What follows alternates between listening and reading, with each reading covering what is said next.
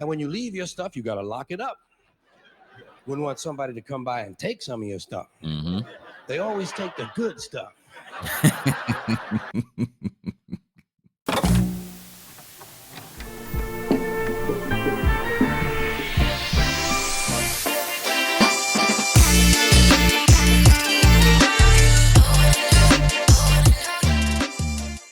Hey, welcome everyone to another reaction by Theory of Black, hosted by Charles. If you're joining here for the first time, thanks for passing by. If you're a returning subscriber, part of the TOB family, it's love. Thanks again for being here.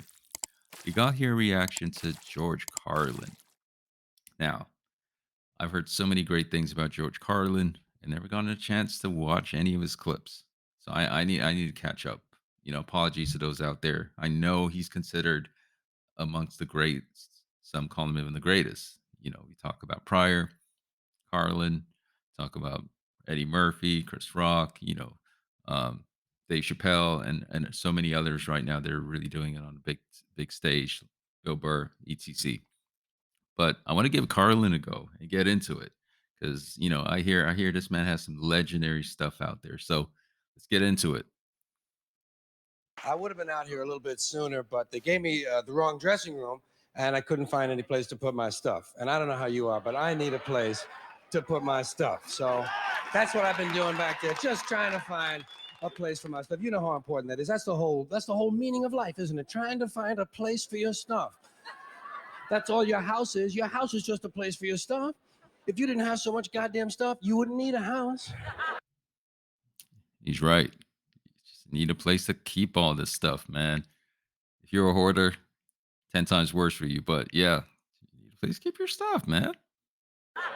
You could just walk around all the time. That's all your house is. It's a pile of stuff with a cover on it. You see that when you take off in an airplane and you look down and you see everybody's got a little pile of stuff. Everybody's got their own pile of stuff. And when you leave your stuff, you got to lock it up. Wouldn't want somebody to come by and take some of your stuff. Mm-hmm. They always take the good stuff.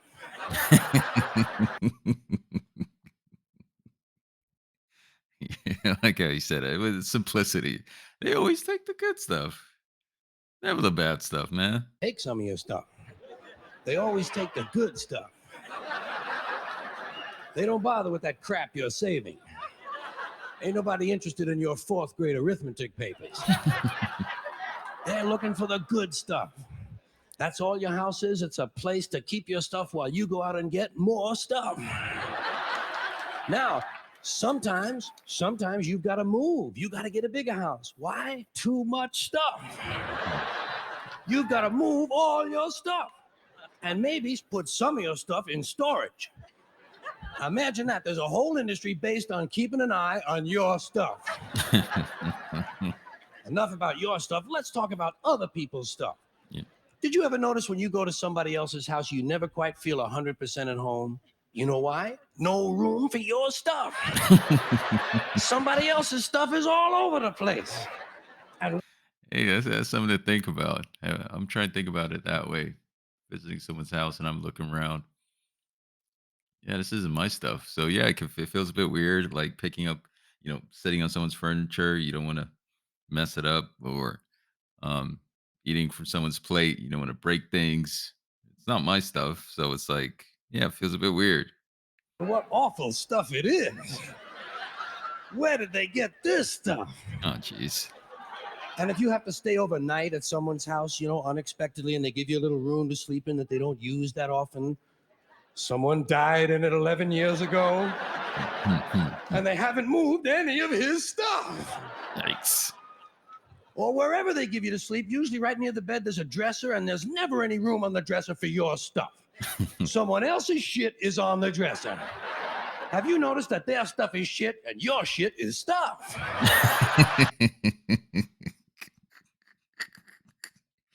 You know the vibes I'm getting.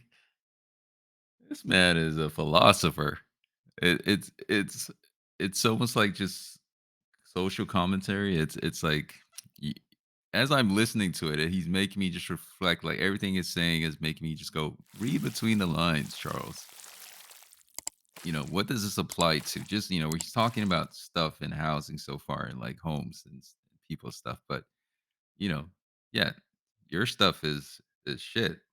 My stuff is stuff. That's a quote right there, man. Never any room on the dresser for your stuff. Someone else's shit is on the dresser. Have you noticed that their stuff is shit and your shit is stuff? Get that off of there. Now, sometimes you go on vacation, you got to bring some of your stuff with you. You can't bring all your stuff, just the stuff you really like, the stuff that fits you well that month. Let's say you're going to go to Honolulu. You're going to go all the way to Emphasis on that month, right? Honolulu. You got to take 2 big bags of stuff, plus your carry-on stuff, plus the stuff in your pockets.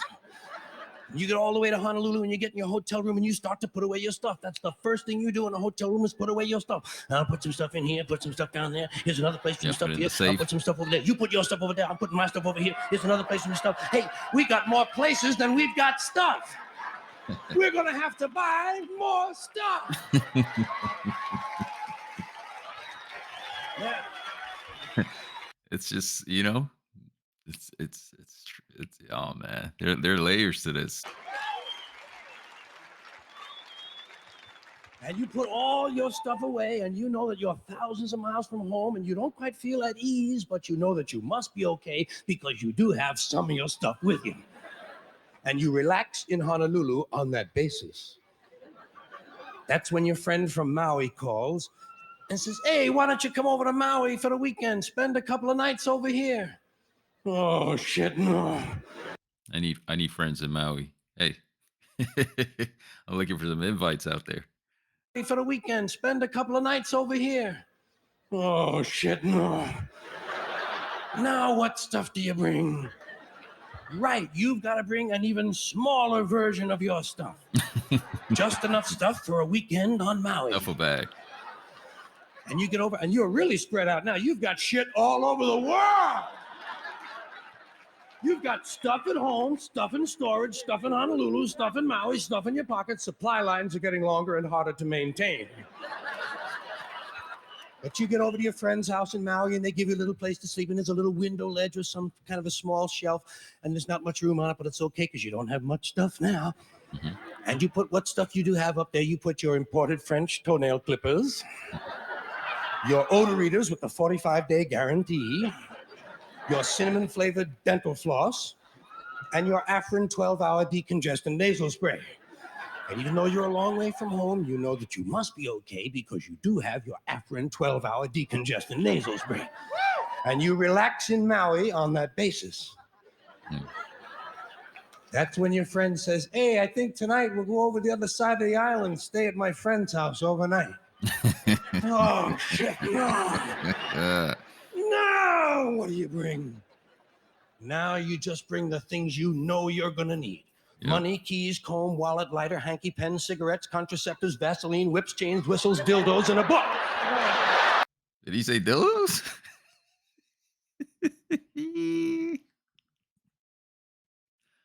What the hell?